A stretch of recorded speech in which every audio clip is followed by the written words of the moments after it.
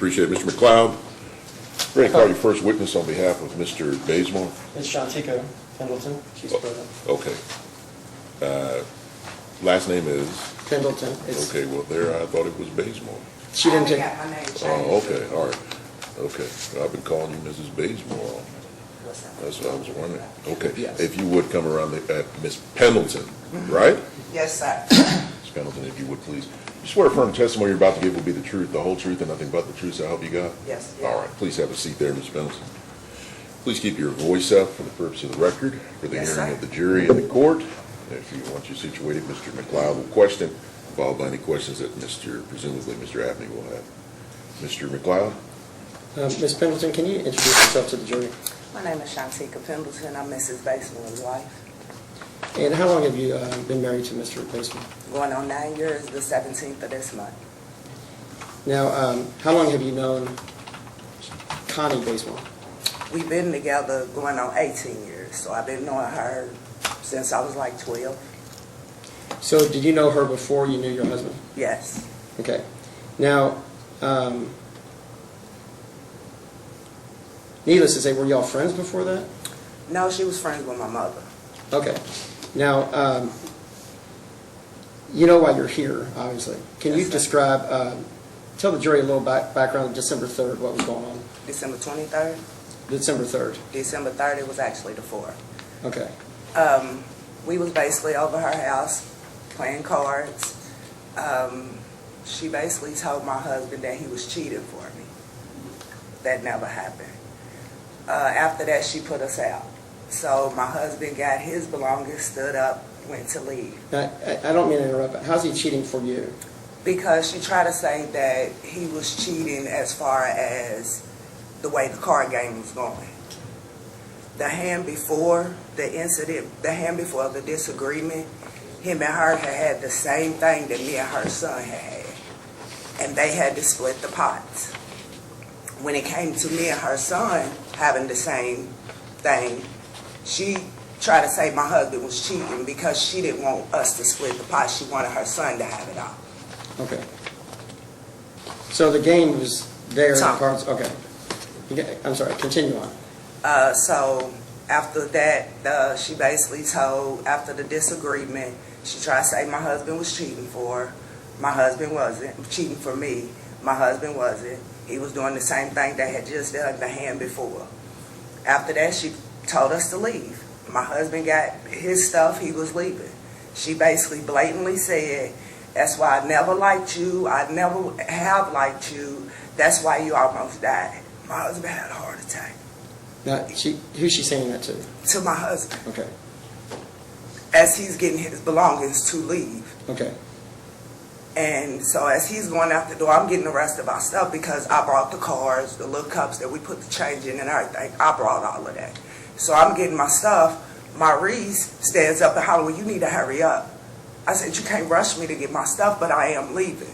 So he bumps into me. I was like, don't bump into me. I didn't touch you. I didn't say nothing to you. Do not bump into me. So we get our stuff. As we leave it, we leave. We didn't talk to him no more until the 23rd when I called Rondell Basemore for him to come and get his kids Christmas presents. Because the day of the 4th, Connie Basemore blatantly stated to me and my husband that her daughter's kids didn't need nothing. Well, she got 2 other grandkids outside of her son's kids. She blatantly stated to us her 2 other grandkids, which is her daughter's kids, don't need nothing for Christmas. So we looked out for her son's kids because he's not financially stable. So we looked out for him, bought every last one of his kids. He got 6 kids. Bought every last one of them 2 presents apiece. When did she tell you that? Because She told us that on her birthday, which was the 25th. We was over there on the 25th. We took her gifts, gave her money and everything. Then on the 4th, when we went back over, she said it again. Okay. Before y'all are at odds? Yes. Okay. Okay, go ahead now. So after that, we called, no conversation, no nothing. On the 5th, their brother called my husband, threatening my husband. Honey, about all I heard you pull a gun out on my sister. Whenever you ready, you can come over here. We ready for you. Talking about coming to Connie Basemore's house. So from her, we had no conversation, no contact, no nothing since his brother called on the 5th. The 23rd, we got in contact with Rondell Basemore for him to come and get his kids Christmas. Apparently he asked his mama told him no. We end up meeting him at GQ Unlimited, which is on 8th and Broadway. He ended up walking from City View, Villae West, from his mother's house to meet us at GQ Unlimited. Okay. When he got there, I spoke to him. He got in the car. I said nothing else to him. Him and his uncle had conversations. Well, what'd you say to him? Only thing I said was, "What's up, nephew? We got your kids' presents." That's all I said. Him and his uncle had a conversation the whole time. Okay. From that time, he got in the car, we drove, we went to Central. On the corner of down the street a little bit from where she lives at. We stopped on the side, because I told him, I'm not pulling in the parking lot. Your mama don't like us, your mama don't want to say nothing to us, that's fine. I'm staying away. So we pull on the side, him and his uncle study having conversations. He gets out with his presents, he goes in his mama's house. 2.5 hours later, Connie Basemore calls my phone. Instead of calling her brother's phone, who she's having a problem with, she calls my cell phone. I didn't answer. My husband's like, "Why would she call your phone?" I'm like, "I don't know." So he answers. He didn't say nothing. As soon as he answered, excuse my language, as soon as he answered, "Oh, fuck you, bitch, you lying asshole. Why the fuck you tell my son this?" My husband's like, "Whoa, hold on, this ain't even my wife, this is me. My wife didn't say nothing to your son. Well, whenever you ready, you can come over here, we ready for you." So my husband hung the phone up. We sat there. 15, 20 minutes. I'm like, "Nah, I need to get this straight because me and her have never had no problems as far as her cussing me out, threatening me." So I'm like, "Nah, I want to get this straight." So we drove down there. When we got there, I called her phone from outside. In the car, I called her phone. She never answered. When she didn't come to the door, she didn't answer her phone, we're in the process of leaving. We backs out. As we back out, we passes a truck. It's a truck, her car's here. There's like 2, 3 parking spots in between. There's a truck and there's another truck right next to us, a black truck and a white truck. So as we're leaving, she comes to the door. "Where you bitches going?" Excuse my French again. "Where you bitches going?" "Pow, pow." So I dug down, my husband dug down. My husband turns around, he's like, "You okay?" I'm like, "Yeah, I'm okay." He walks around the car, he's like, "Why are you shooting?" "Oh, fuck you, weak ass nigga," pow, and shot at him again. My husband already told the Lord when he first got both of his weapons, he would not shoot his weapon unless he's being shot at. And that's exactly what happened. When she shot at us 2 times, and I asked her, why was she shooting? She shot at him again. Even though she missed, that was as far as me and you are right now. She's at her door, he's in the parking lot, asking her why she shooting. She shot, she missed. He shot back. Y'all played cards before. We used to play it every weekend. Anytime she had extra money, anytime Maurice had extra money, anytime Rondell had extra money, we played that almost every weekend. So why this game? I don't know. I guess it was the way we was dressed and how we came presented. Because I had just got my retirement money from when I worked at Thornton's. Okay. But it can't just be the poker game, in your argument. Honestly, and I'm just being all the way honest, I don't think it was the card game at all. I think what it was we bought Rondell's kids Christmas presents, and we didn't get her other 2 grandkids anything for Christmas. But we also bought their cousin, their kids, Christmas present. So I think what it all boils down to is she was mad because her 2 favorite grandkids didn't get nothing from us for Christmas. That's what I think it all boils down to. And why didn't they get buy anything? What was it? Because she blatantly stated to me and my husband on her birthday, which was Thanksgiving that year, and on the 4th when we had the card game, that she had got them everything they wanted, so they didn't need nothing. Okay. So that y'all are buying gifts for their grandkids, that could be a issue. Basically her grandkids, yes sir. But to this day, we don't know what the possibility of what was going on in her head. Nope. Um, Because we hadn't had no disagreements, no nothing before. We was just at her house. We just bought her a pair of shoes, gave her a card with $120 in it. I have no more questions, Judge. Thank you, Mr. McLeod. Mr. Cunningham, you may question.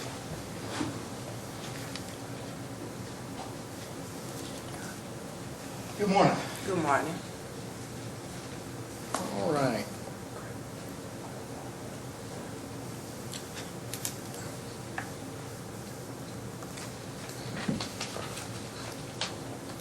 Is it safe to say, it's safe to say that the card game was a big deal, right? The way it turned out, not the game itself, but the excitement afterward. That's something that stands out. What do you mean? I mean, people got high. It was an emotional thing. It was dramatic. Only on their side, yes. So you all were not upset about getting kicked Nope. out of the house? That Nope. wasn't embarrassing? No. That wasn't frustrating or No, sir. humiliating? No. Okay. And so you were in the car when the presents were exchanged. I was the driver of the vehicle. And the discussion in the vehicle, was it heated? No. It was perfectly pleasant. Yeah, between uncle and nephew. And you dropped him off at the house. Not at the house. We was on the street side behind Indy's. And then you got a phone call out of the blue. Yes, 2.5 hours later. And you didn't answer that call. Nope. Your husband did. Yep. And the tone of that call, was that fiery and emotional? Yes, when he answered, because she instantly started basically blatantly cussing me out, threatening me, because she thought that I said something to her son, and I didn't. It was all about him going back telling her whatever he told her is what made her blow up the way she blew up. Okay, so she's blown up. She's very mad. I guess so. It seems that way. By her voice, yeah. And your husband, he's mad? No. No, he's not mad at all. He's not mad until she starts to cuss me out on the phone when he answers. Okay, so then he gets mad. He gets mad because he's asking her why she threatening me. So, For the simple reason I had nothing to do with what him and her was arguing about. but he's mad Yep. after that phone call. Because he felt that I was being threatened, of course. For whatever reason, he's mad after the phone call. And then you all wait 2.5 hours after you leave. What do you mean? After you drop him off, there's 2.5 hours. After we dropped the presents off? Yeah. It's like 2.5 hours when she called my phone. Okay. And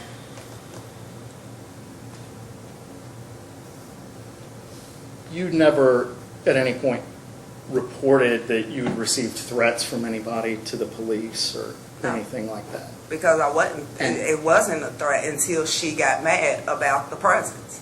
And this And earlier whatever her incident son said to her. when a brother called, that wasn't her or her family or anybody that lived in her house, right? That's her brother Paul that was here yesterday. He didn't testify, but he's been here every day. Sure. But he doesn't live in the house with her. I don't know who lives with her.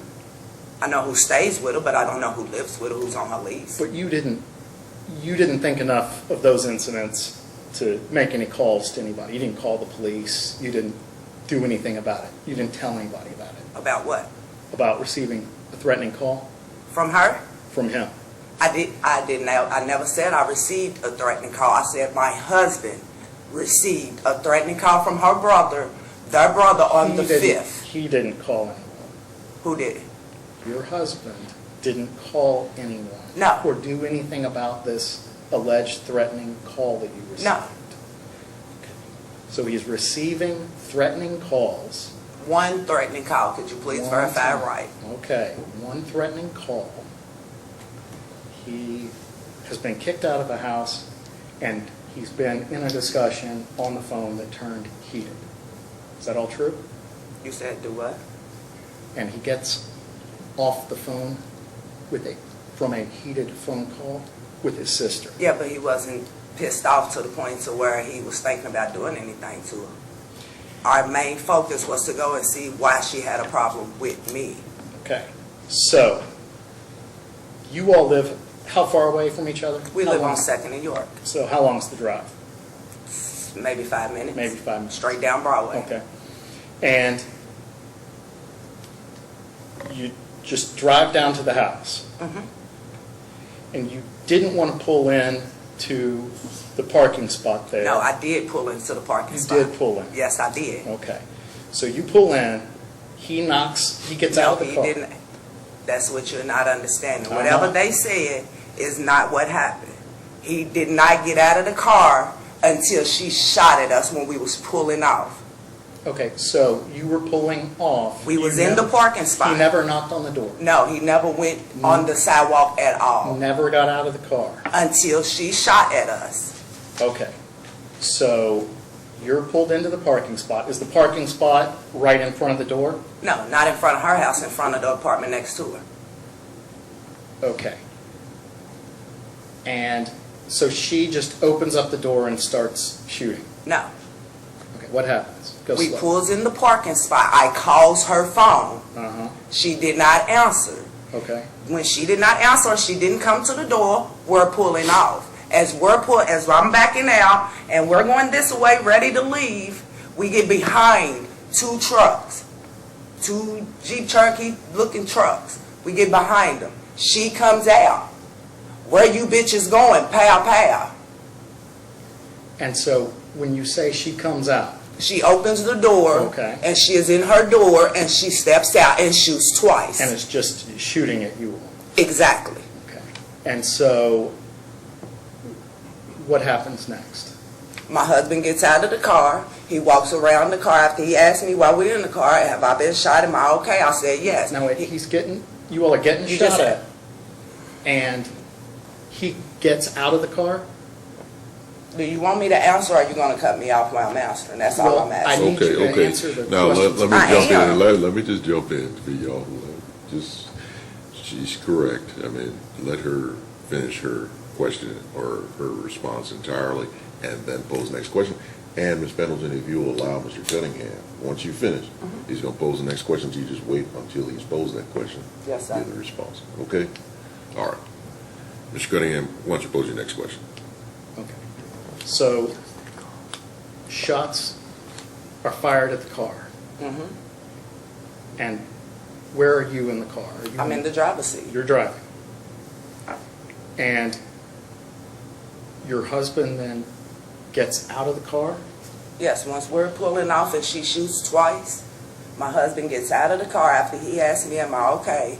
He gets out of the car, walks around the car to ask her why she's shooting. Now, when he gets out of the car to talk to the person that's shooting at him, does he have a gun with him?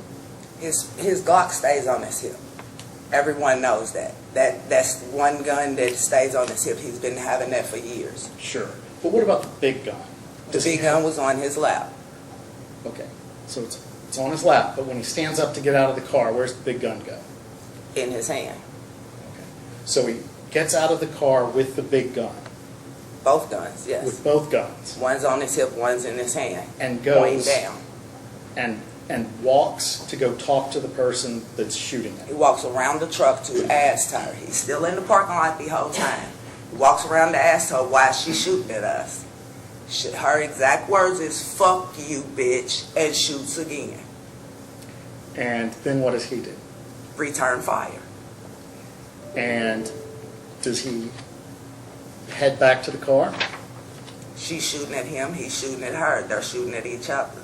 I'm in the car the whole time, but I know exactly what's going on because I'm watching it. She So- shoots, he shoots. She shoots, he shoots. The way his gun is, he continues shooting. And he moved, while he's being shot at, he moved from the area where your car had stopped over to the house? No, he's already past the truck at this time. When he walks around, he's already past the truck asking her, why is she shooting? So he's past the truck, he's in the space in between the two vehicles He's in front of the house? basically, he's behind where we actually had the car parked there before we backed up and moved. All right, so where is he standing the first time that he fires a shot? In the parking lot, basically at the edge of where we was parked at. At the edge of where you were parked? And from there, he goes closer and closer to the apartment. No. No. The whole time he was in the parking lot. He never went close to her apartment at all. He never moved from that spot while he was shooting. This away. From where he was, her car was here. That's as close as he got to her car, so it's basically a 3-step. He was never 3 steps away from where he started out the That's first as far time as he he shot. got. Yes, sir. And he never advanced toward the door while he was shooting. No, sir. And so he's 3 steps away from the car that you're in. He's 3 steps away from where we was parked in the parking lot before we moved behind the truck. And your car didn't get shot, Not that I seen a bullet hole in it. and none of the cars next to y'all got I don't shot. know about the other cars. I never got out of the vehicle. I watched from the vehicle. You didn't get shot. No, Your husband didn't get shot. no.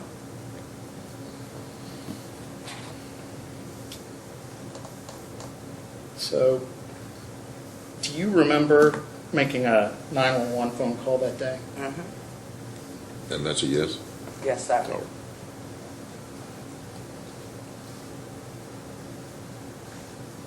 Your Honor, I'm going to move to admit and publish this 911 call as Commonwealth's 105. 105.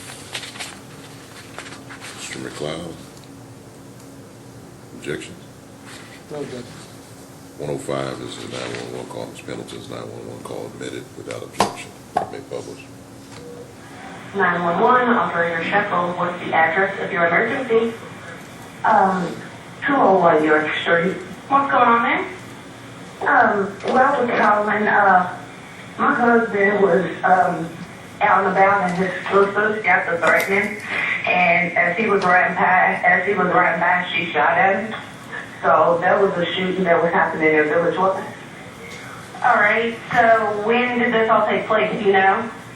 Probably about 10 minutes ago. Where's your husband at now? He's right here. He's the one who told me to call you. Okay, so he wants to make a report then? Yes, because he has said we have been getting threats from his sister and his brother since Thanksgiving.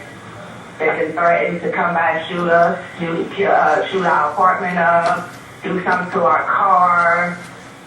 We don't even go that way. We've been staying in the house since the incident. But then all of a sudden she called today wanting to threaten my husband.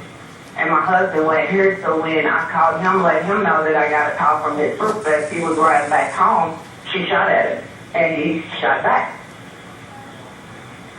So I don't know what he's not injured, he's not hurt, but she shot first. So, but he wanted me to call and let you know.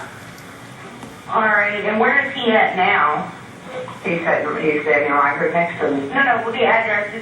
So did this all occur at the 201 York? No, ma'am. Okay, so where did it occur? It occurred in Villae West. What's the address there? I'm not familiar with that. I don't know the address.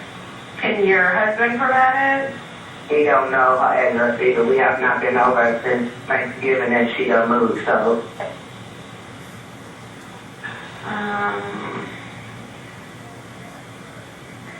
Do you have a street that this occurred on? It's right behind Indy's, There's multiple Indies. Which Indy? the one on Broadway. Broadway. Okay.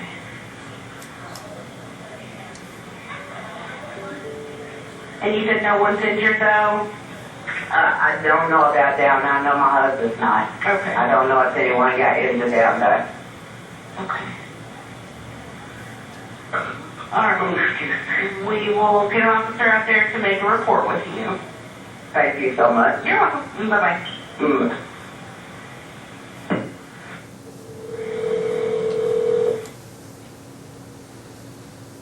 All right, so you remember making that call? Mm-hmm. And I was nervous because they had just got into a shootout. And that was on the 23rd when I made that call. So you made the call to 911 15 minutes after this happened. When we made it back home. You have a cell phone, right? Yes, sir. So you didn't call 911 right away.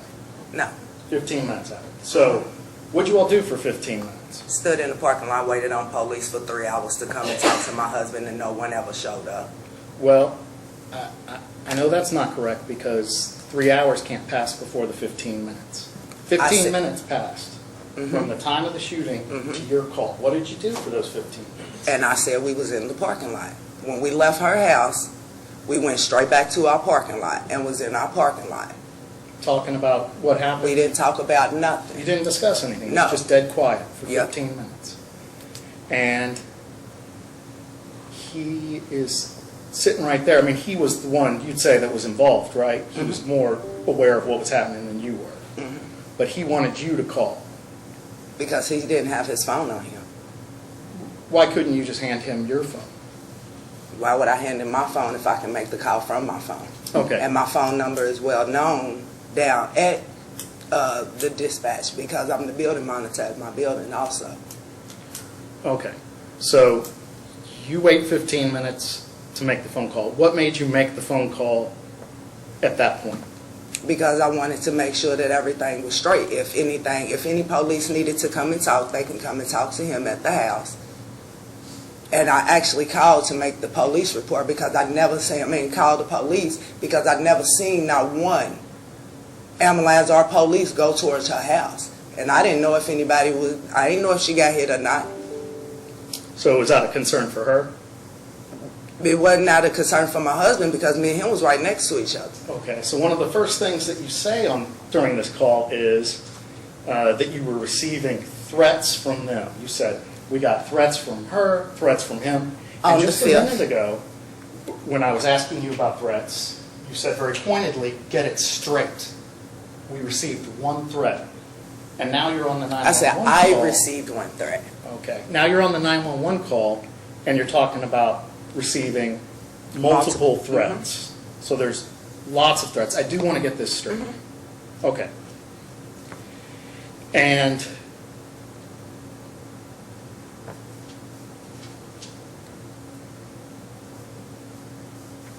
in the 911 call, it doesn't sound like he was intending to go to the house. It sounds like he was on his way to do something else, and as he was driving by, she just happened to shoot at him. Do you agree that's the way it sounds? No.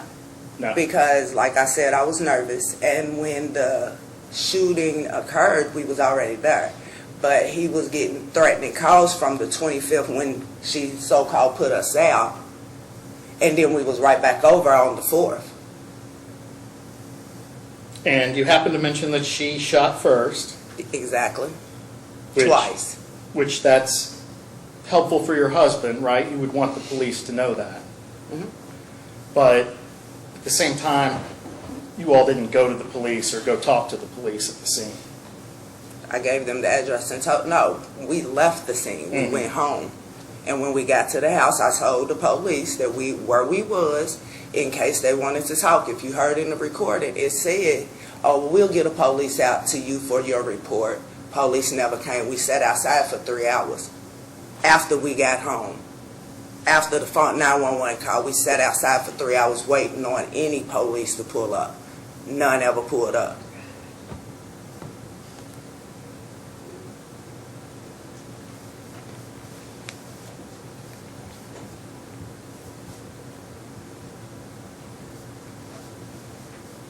Okay, so just to be clear,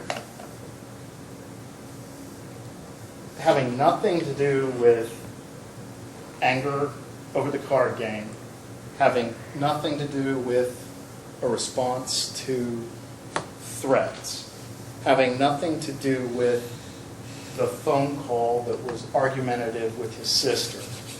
When he went to his sister's house, he had this Draco assault pistol just sitting in his lap. Anytime we get in the car, he carries it, especially in that area. Not even 2 weeks prior to the incident of what went on between him and his sister, there was just a person that had got killed down the alleyway, So right off of 9th Street. Not only that, 2 people had just got shot at Platinum gas station. So that area is a bad area, so why wouldn't you protect yourself, regardless where you go? But so he was driving around with No. the assault rifle on his lap. That day, yes, when we Is that what he usually does? No. Is that special because it's Christmas time? No, it was the area that we went in. He always has his Glock on his hip, regardless of where we go. That gun always stays with us. Now, you all just live a mile away, right? Is your area any different? Not as bad as that area. So does he always have a machine gun with him in your area?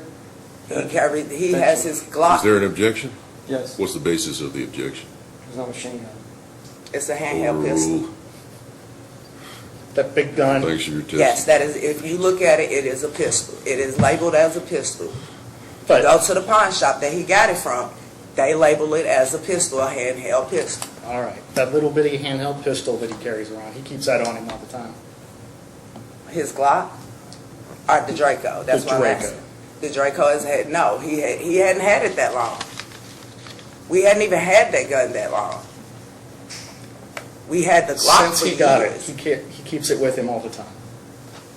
We didn't go nowhere, but when we did go somewhere, no, he had the Glock on him. The big gun, does he have that on him? Obviously, he didn't have it on him before he purchased it. Once he purchased it, did he carry it around all the time? We didn't go nowhere, that's what I'm telling you. When we went somewhere, yes, he had both guns on him. Okay. Thank you for answering my question. Yes, sir. No further questions, John. Thank you, Mr. Cunningham. Mr. McLeod, redirect. Yes, Ms. Pendleton, you called 911 to try to cover yourself, Mm-hmm. okay? And so you're trying to do the right thing, Exactly. and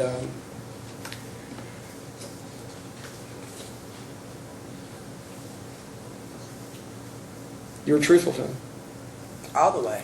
I- I have no reason to lie for nothing. Okay, I have no more questions, Judge. All right, thank you very much. Mr. Cunningham, on that basis, any additional questions for Ms. Pendleton? No, sir, yeah. Ms. Pendleton, you may step down. You're excused.